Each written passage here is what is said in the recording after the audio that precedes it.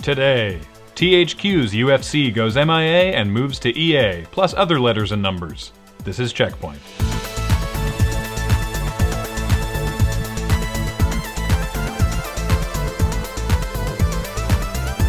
Welcome to CheckPoint. Today we're going to play a game I call Annoy the Boom Operator. A warning to would-be Diablo III cheaters, Blizzard is letting the banhammer fall, and when it does, cheaters get kicked off of Battle.net entirely, meaning of course, they can't even play the single-player mode. Conversely, Rockstar's plan for dealing with Max Payne 3 cheaters is to just move all the cheaters to the same server where they can cheat and hack each other as they see fit. The takeaway from all of this is that cheaters are welcome to waste their own time and money. Shane Acker, director of 9, the Little Big Planet movie. No? Oh. Okay.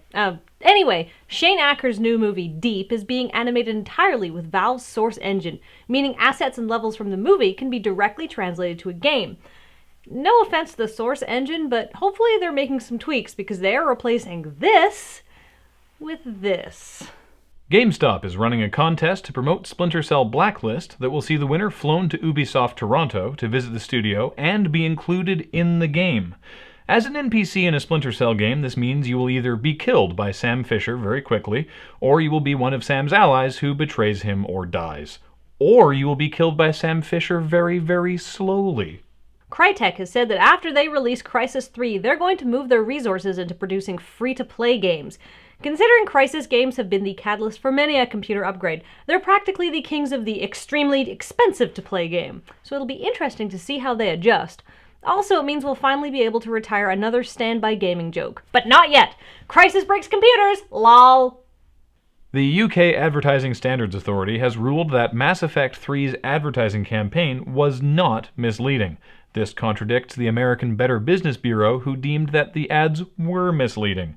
While neither of these rulings are legally binding, this does mean that both of these authorities now have to fight transatlantic Thunderdome style.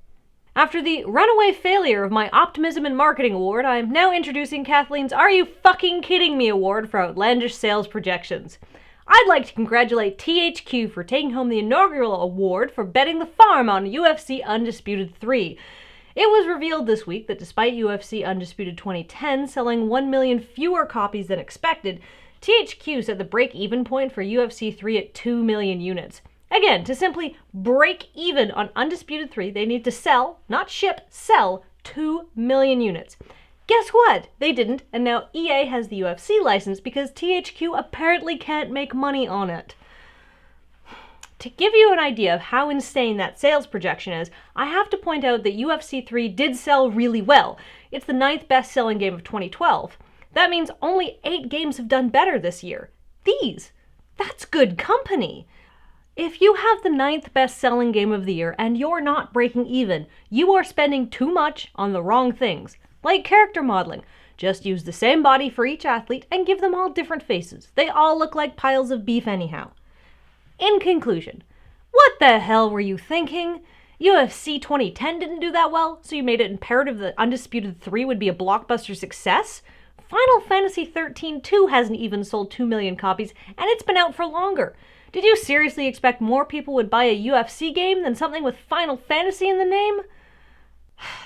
That gives me an idea. What about UFFFC, Ultimate Final Fantasy Fighting Championship? They have that. It's called Dissidia. No. Go with me on this. Barrett from Final Fantasy VII versus Brock Lesnar.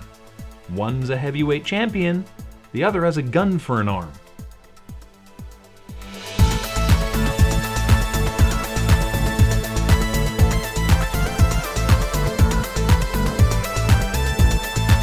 Coming up, beta invites for the Skyrim expansion Dawnguard went out, but only to 0.5% of those who signed up. So still, like a trillion people.